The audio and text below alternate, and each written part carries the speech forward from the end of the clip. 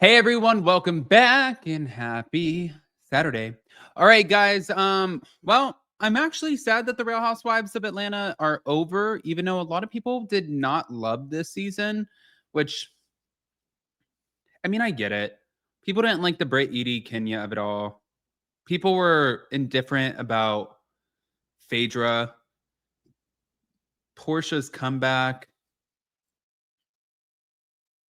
No, I thought it was still great. Anyways, so we know that Porsha and Simon are still navigating this divorce, and we know a little bit, but he's telling us a lot a bit more. And I have a feeling she's gearing up to take over the $7 million home. And the reason that I say that is because her home just went on the market, the one that her mom was living in. So pop off in the comment section. If you guys are not subscribed, get subscribed. Don't forget to hit that notification bell. And here we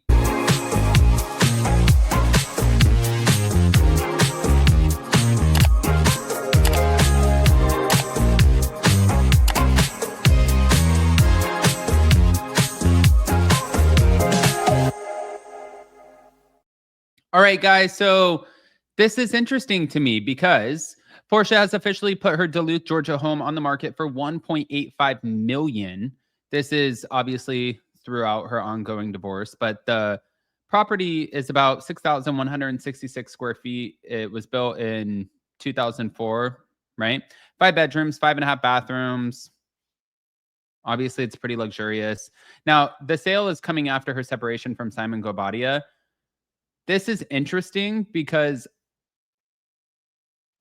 people are thinking that she might be downsizing. I don't picture her as a downsizing kind of gal. This house is stunning, yes, and her mother was living in the house. Sure, I understand all of these things, but I feel like her new mansion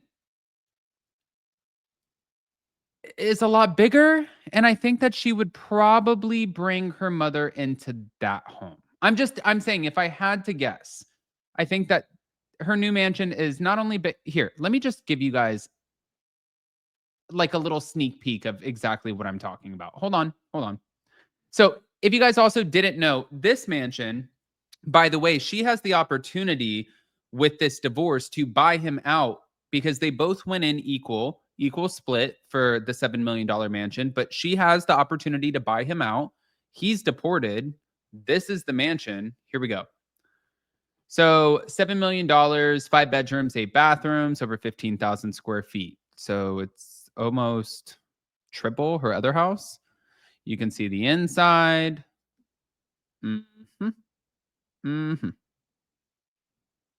Inside. Okay. Jesus Christ, the bedroom has, oh my God. Okay.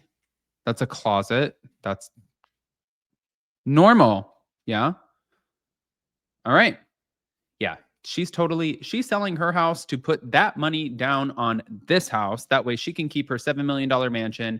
And she is going to make sure that she buys his ass out of this house. She is going to pay the mortgage and she is going to make sure she is good and she is sitting nice and pretty on this house. But by the way, like if you can do it, first of all, the equity is going to go up. You already have a $7 million house. By the end of it, let's say by the time Pilar is like all grown up, this will probably be an 11, 12, $13 million house maybe. Sitting on that kind of asset is massive. It's a move, dude. It's a move. I love real estate. It's a move. If you can afford it. The thing is you got to be in the game and be able to keep up with it. If you can keep up with it and play the long game, then you're good. It's not easy to keep up with a mortgage like that. Hold on, though. This is the shit that's being said over here. You look at this situation. What did I gain? I didn't gain anything.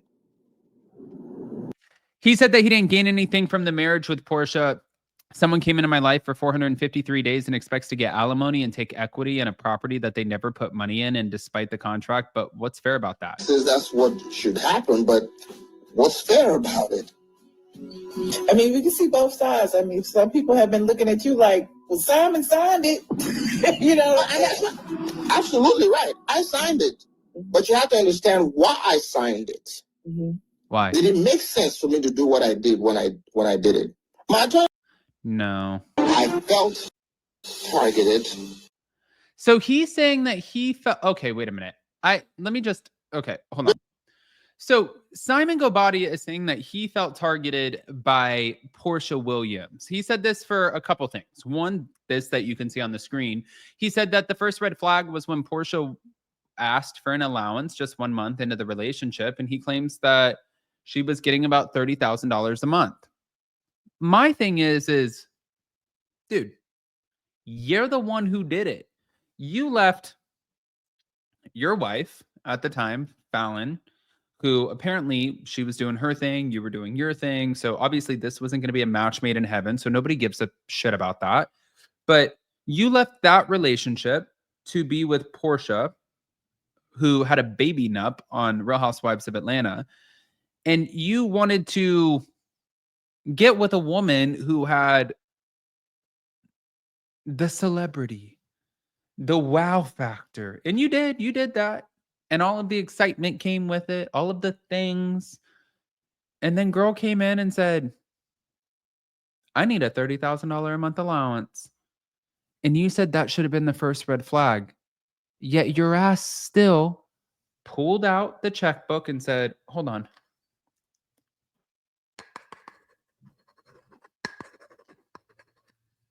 Here, baby. Anything else that you need? A Rolls Royce, a beautiful Nigerian wedding, a $7 million home.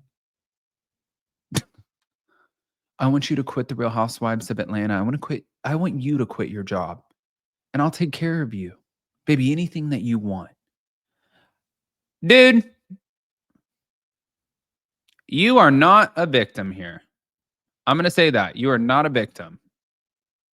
There were red flags. I think the first red flag was the fact that I was approached about an allowance because she wasn't going to be working.